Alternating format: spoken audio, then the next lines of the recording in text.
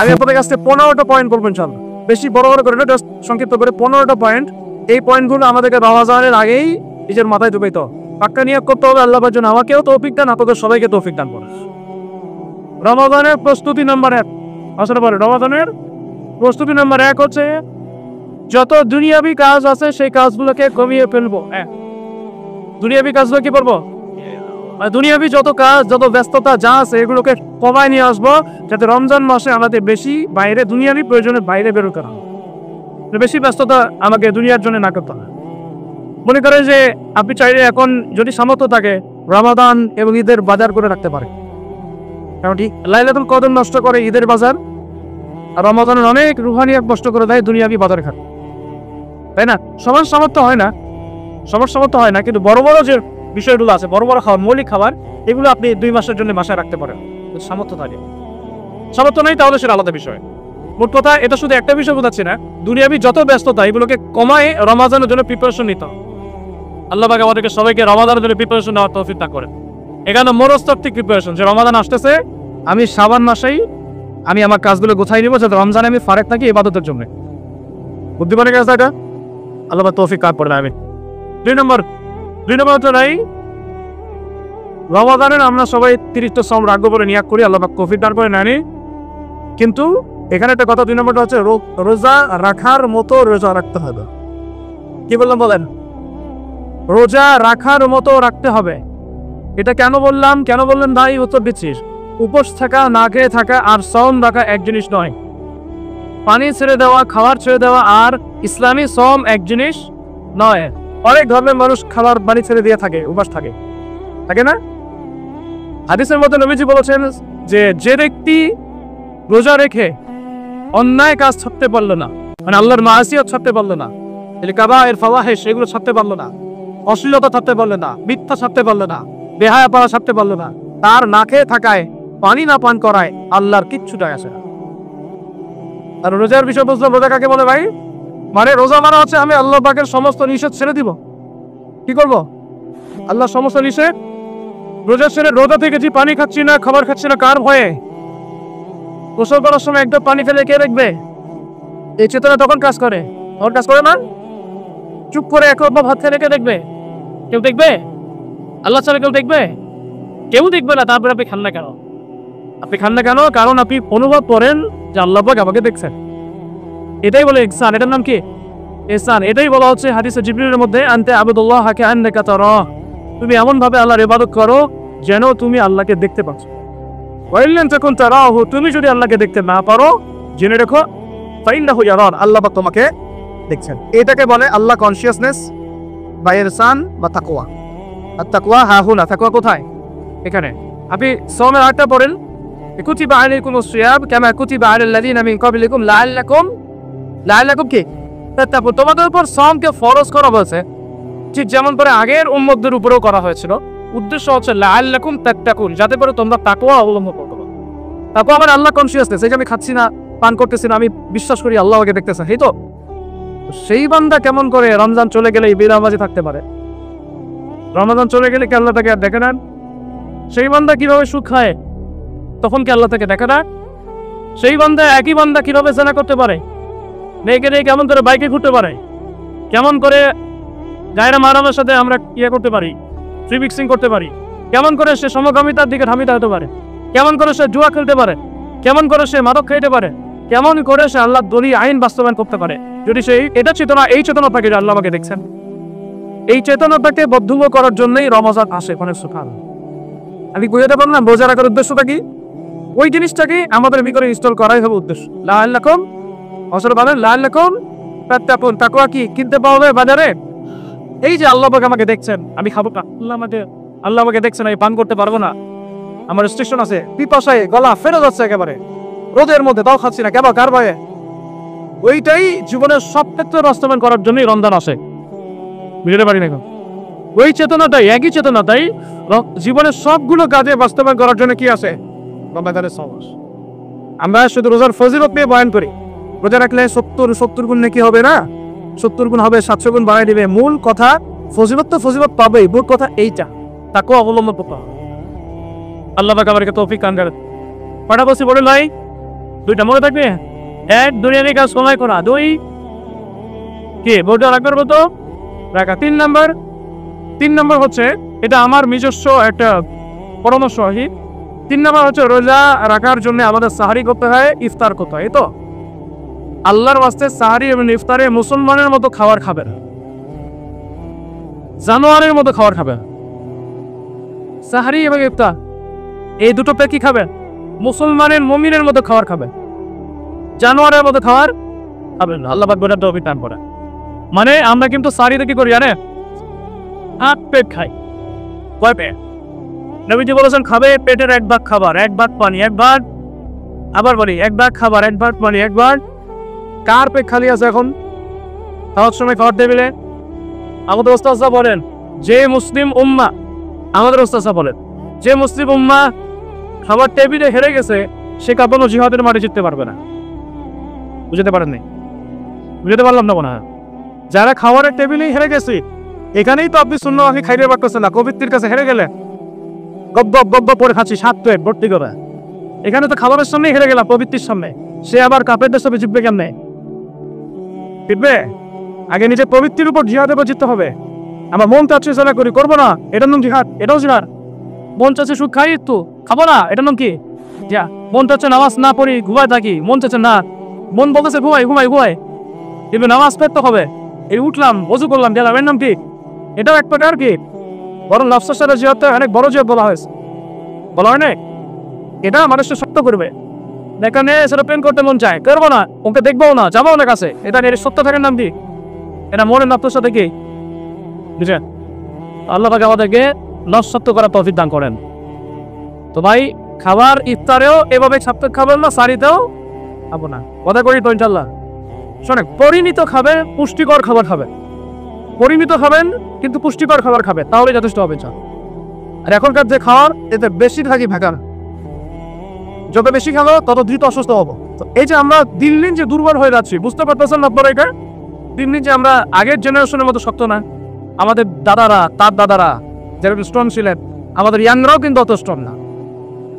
Young ছেলেকে আপনি এখন 50 বছরের একজন মুরব্বীর সাথে পাঞ্জা লাগায় দেন, পারবে না, ওই চাপায় চিপবে। এটার কারণ হচ্ছে ভেজাল খাবার, ভেজাল পরিবেশ, ভেজাল সবকিছু। আমরা যা খাচ্ছি বেশিরভাগই বিষ। আর আল্লাহ তো আসলে এগুলো মনিটর করার দায়িত্ব সরকারের, এগুলো মনিটর করার দায়িত্ব প্রশাসনের। এদেরকে মোবাইল কোর্টের আওতায় নিয়ে এসে একদম 1 বছরের জন্য ঢুকাইতো ভিতরে। আইনের সঠিক প্রয়োগ হলে এমনি সিনা হয়ে যাবে না। বাঙালিদেরকে শুধু মিষ্টি মিষ্টি কথা বলে খাওয়াতে হবে, মাঝে মাঝে কঠিন শাসন লাগে। বড় বড় কান্ট্রিগুলো আপনারা দেখে আসেন, মনে করেন রাস্তায় ড্রাইভিং এর সীমা দেওয়া আছে 100 কিলো, পরে যদি 110 120 চালায় কেউ কিচ্ছু বলবে না, কোনো ট্রাফিক পুলিশও নাই। মোবাইলে একটা মেসেজ চলে আসবে যে তোমার এই 1500 রিয়াল 2000 রিয়াল জরিমানা করা হয়েছে। দিবানাম ড্রাইভিং লাইসেন্স বাতিল, ওটা বাতিল তো হবেই, 5 মাসের জন্য জেল খাটতা। বাপ করে টাকা দিয়ে আসো, টাকা না দিলেও ভয়ে চালাতে না। আমারে বাবা একবার 1500 খাইছি, আবার খাওয়া। আইন শুধু থাকলে হয় না, আইনের আগে কঠোর বাস্তবায়ন থাকো।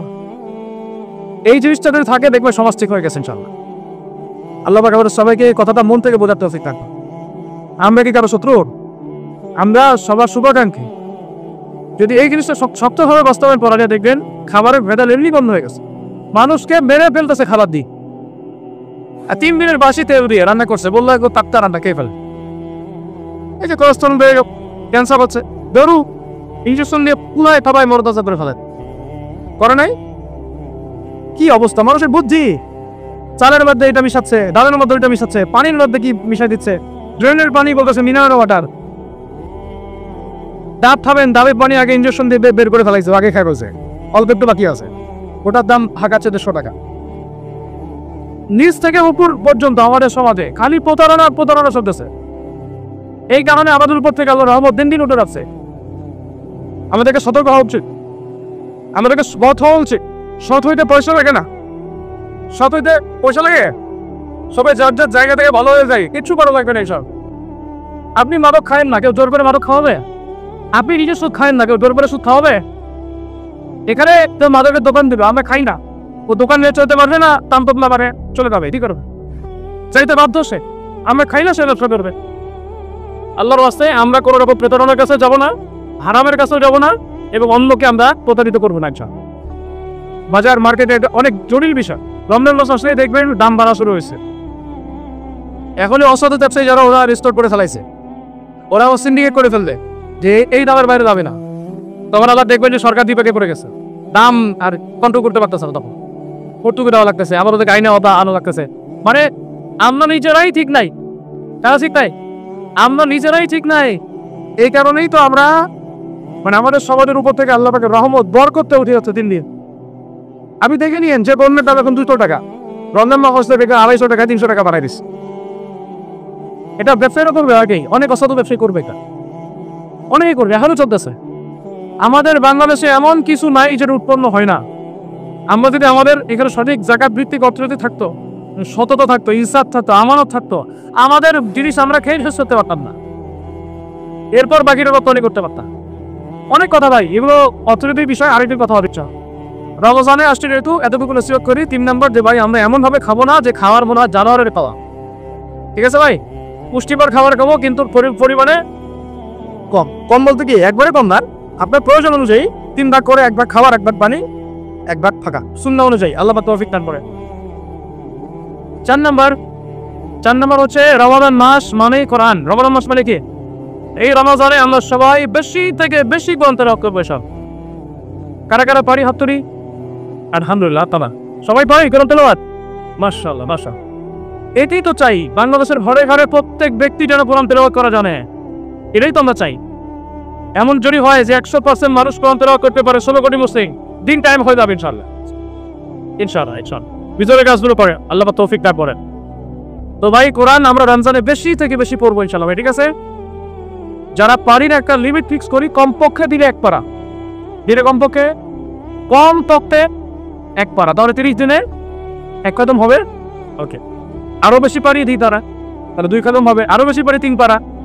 এমন আমাদের ইমামদের যুগে, আমাদের 4 ইমামদের যুগে, সলফে সালিহিনের যুগে প্রতিদিনই 1টা করে খতম দিতেন তারা। সুবহানাল্লাহ, তাদের সময় আল্লাহ বরকত দিয়েছিলেন। সুবহানাল্লাহ, রাত সারা রাত জেগে তিলাওয়াত পড়তেছেন, নামাজ পড়তেছেন, দিনের বেলা তিলাওয়াত পড়তেছেন। রমজান মাস হচ্ছে কোরআন নাজিলের মাস। এই মাসে যে হতভাগা কোরআন করতে পারলো না, তার জন্য আফসোস করা ছাড়া কিছু করার। রমজান মাসে কোরআন আগে পড়বো, কোরআন শিখবো, না পারলে কি করবো? না পারলে 1 মাসে শিখবো, অন্যকে শেখাবো, কোরআনের দার্স দিব, কোরআনের মাহফিল হবে, কোরআনের তাবলীগ হবে, কোরআন নিয়ে আলোচনা হবে ইনশাআল্লাহ। আমরা জানবো কোরআনের মধ্যে কি আছে। এটা জানার সবচেয়ে উত্তম মাস হচ্ছে কি? রমাদান। আল্লাহ পাক তৌফিক দান করেন। আমি যারা আমরা আরবি জানি খুব বাংলা চুরের, তারা আমরা এটা অর্থ করবো ইনশাআল্লাহ। যারা আমরা আলেম ওলামা আছে অনেকেই, যারা ইফতা দিয়েছি, দাওরা দিয়েছি, বা আমরা তালেব ইলম ওলামা এখানে যারা আছে, আমরা এই কোরআনের তাফসীরগুলো পড়বো ইনশাআল্লাহ।